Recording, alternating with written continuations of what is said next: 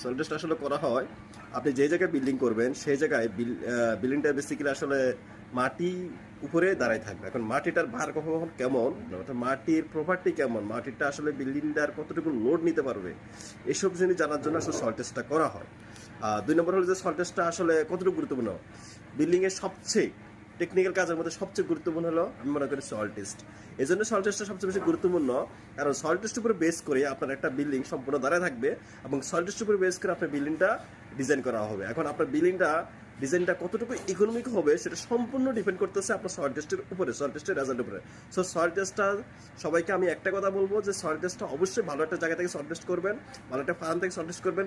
Soil টেস্টে করতে গিয়া কখনো কৃপণতা করবেন না। সয়েল টেস্ট ভালো জায়গায় সয়েল টেস্ট করতে গেলে বা ভালো ইনস্টিটিউট থেকে সয়েল টেস্ট করতে গেলে যদি টাকা পয়সা একটু বেশিও লাগে, ওই জায়গায় টাকা বেশি ইনভেস্ট করুন। নতুবা দেখা যাচ্ছে যে আপনার বিল্ডিং প্রপারলি ইকোনমিক ডিজাইন করা কষ্টসাধ্য হয়ে যায়, একটা